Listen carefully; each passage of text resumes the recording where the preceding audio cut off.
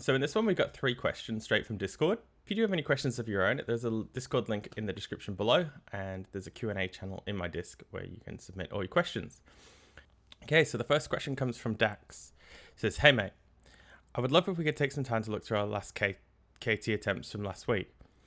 Some changes we're thinking of implementing is Paladin tanking the Phoenixes against the wall to avoid kiting through the raid, and more people with dagger skill to break MC targets. Aside from that, is there anything else we can do to minimize deaths or maximize our DPS? Now, the first thing I normally do when I check out a new log is come to the deaths. So, getting one shot by Whirlwind, but we lost 3 DPS to Devastation by the looks of it. We lost Dreadfax to a Conflag Arcane Burst, so he was standing too close to Caparian. Alright, let's have a look at the replay now. Personally, I don't like Devastation being tanked in the pack. And for this reason, right? If you're planning on stunning it, your mages can't come in because they're going to literally just get one-tapped. So either tank Devastation out, like the DPS check's not that hard, or mages need to just chill. Like these mages coming in on top of Devastation, I just think is far too risky. You need to be consistent through this phase so you can practice the end phases. Okay, cool. So you are moving Devastation out to the side now. So mages could stand here, Arcane Explosion, everything. Yeah, cool. So you do plan to tank it out. Your mages just need to open their eyes then and not do stupid shit like that because they're literally just griefing you. But it looks like you do manage to continue on from this point. So let's take a look who else we lose here. So the warrior trying to face tank Caparian, I think, is rather silly. I'm not sure what his play was there, but he just got himself killed. So all these silly deaths straight away, like this is what, if this was my raid, this is what I'd be addressing. Like, why are these people doing this? Like, they understand the mechanics, I'm sure, at this point. So you got a bad Thralladred path up the middle, so everyone should be eyes open. This priest should just get himself far onto the wall at this point if he can't get around. Nope, he just took a D. People are standing super close to Thralladred too. Like, this kiting is just, like, very unpredictable, but I guess he's nearly dead, right? So at this point, you're in burn phase. You just, like, okay, just kill him. Okay, cool. So you do manage to make it further into the fight. And then Frosted just got clapped. We just lost 2. Let me take a look at these deaths. So what are we at? 8 minutes? Deaths at 8 minutes are... Okay, Standing in Flame Strength, Standing in Flame Strike, Standing in Flame Strike. Like, this stuff is so avoidable. Yeah, like, again, like, eyes open. It's a huge red spell effect, like the biggest spell effect in the entire game. Like, I'm not sure how you're getting hit by it at this point. Then you lose a Shaman Healer to Fireball, so somebody needs to be pre-assigned to kick the first. Like, it could have been this mage, right? He could have been the kick assign, I don't know. But in Kael comes out, somebody needs to kick him as the tank picks him up. Just fix these deaths. Like, literally, it's that easy.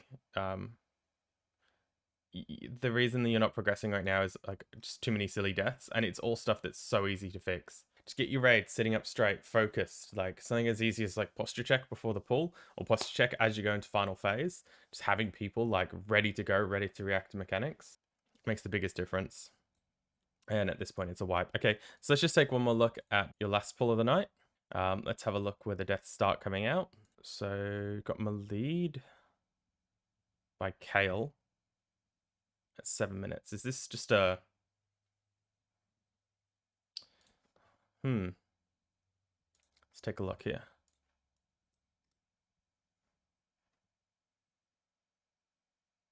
Is that him coming out and not getting picked up by the tank?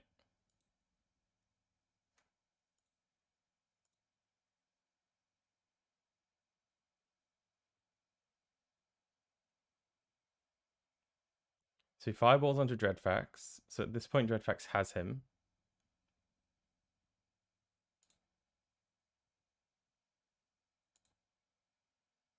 I'm just going to watch what happens here. Oh, okay, Arcane Disruption. So what's happened here is the warrior has copped Arcane Disruption, which means he doesn't have a staff in range of him. So one caster with the staff needs to come up as the boss comes out, position on the stage to make sure that warrior has the buff. what that's going to do is it's going to stop him getting disorientated, and then you won't lose your random shaman because he's dropped out on the boss. Not sure if you guys know that, but that is something that absolutely needs to happen. If you don't do that, you will keep getting your warrior disorientated.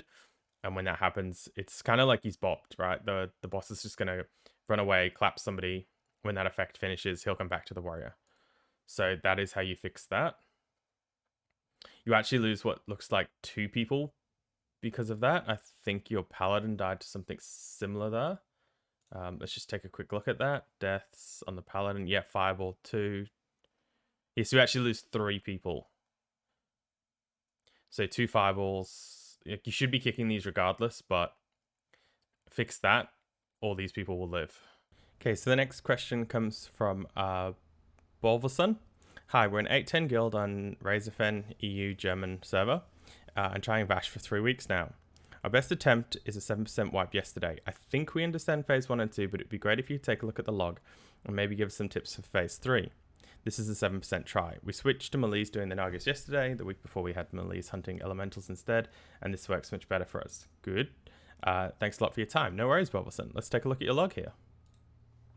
Okay, so 7% wipe. So the first thing we're going to do on this one, that's a shame. We lost somebody to a cleave there.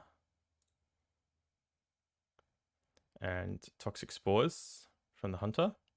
So could have moved. I would suggest as well getting into a habit of, if you're moving out of toxic spores, especially this early, you are eating a health stone at the same time.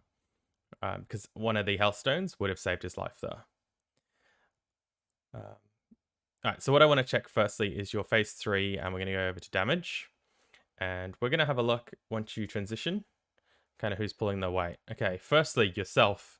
Good pump, dude. Ret on top, love to see it. Let's have a look before it gets too messy during the lost window. Okay, so we've actually got a rogue putting in a good effort. And Coupling died from multi-shot. So let's just have a look at that death really quickly. So got multied.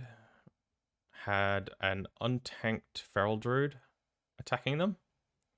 If it's time to pick up MCs, could be doing a better job looking at this. Earth Elemental as well, if it's not on cooldown, is a fantastic way to get an MC off you cup. It could buy you just enough time for a healer to react to you. Perhaps consider, not sure if it would help, but switching your Aegis out as you go into phase 3 into a shield with stamina could help you. All your other gear does have stamina, so that's good. And you're wearing mostly mail, which is also going to help with the multi-shot damage. So other than that, it's probably a tanking issue, not getting that MC picked up. Realistically, 9 minutes and 10 seconds, you should be just about killing the fight. So there's a few people in here that need to look at the DPS. One thing that I would do is, I'm not going to do it for everybody right now, but go into phase 3 and look at people's buffs and just go through and making sure that people are popping trinkets. So go through and make a list of every single person that's using a non-use trinket and has something like a DPS cooldown, arcane power. Just literally go through and make sure that every single person has all of their cooldowns and trinkets up available for when phase 3 starts and is using them, because you will probably find somebody in this based off your DPS that isn't popping cooldowns. Because to me right now, if you're doing this well and you're doing 9% and you still have people pulling much lower DPS, it means that, you know, people got to find a bit more damage. So I'm going to take a look and see what actually happens here. Everything is nice and stationary at this point, which is quite good. Okay, so the freedom should come out. That looked like it was done relatively quickly. So the burn here is relatively good.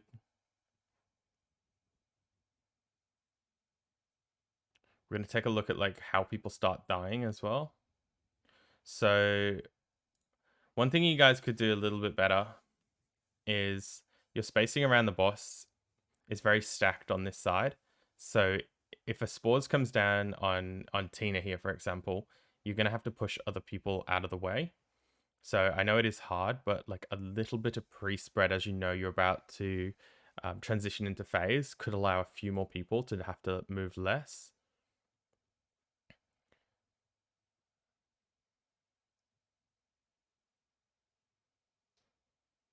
But I do understand as well, it's one of these fights where you kind of just have to go with what's happening. Okay, so burn feels relatively good at this point. Just coming down slightly lower. Okay. We just lost 2 people here. Let's take a quick look at how they died, because that's still relatively early. Multi-shotted from 6k. So, what was the healing going on during this phase? Like, our Cup is the healer. Okay, so Cup was down at this point. But you still got 1, 2, 3, 4, 5. Still got 4 healers. Varus, I know like the tank assign is the assignment looks to be the tank, but there's definitely time to squeeze a lesser healing wave onto somebody else before returning to the tank. Like tank damage isn't that crazy for Vashj. Yeah, like those people that died definitely did not need to die there, and that could be the damage that you need to push across the line. Like keeping people alive is the most important thing, but I still think that these deaths could have been prevented with better healing. Those people were not topped for like such a long time. This still feels like a kill until this point. Okay, what on earth was this death event? 8:45. Because like I feel like that was still a kill. You lost so many people. Okay, so toxic spores, toxic spores. This is 100% positioning. You've got a priest in melee range. You've got a Resto Shaman in melee range. You've got a Boomkin in melee range. The rogue did pop a health potion, but he shouldn't be using a health potion. He should be using a limited action potion. It would have got him out of the spores, and he could have just walked out of them. So if you all your melee need living action potion, and they need free action potion. And if you are this close to a pool, just drink a free action potion, and that's going to allow you to move if you get in trouble. So yourself got spores. You got a little bit of healing, so you weren't topped. Yeah, like at this point here, dude, like you possibly could have bubbled out of this. Or like if you know your healers are struggling, even consider just like throwing a holy light on yourself and then get backing on the boss, because yeah, and then you just kind of fall apart from that point. But living action potion, 100%. Like you guys need them.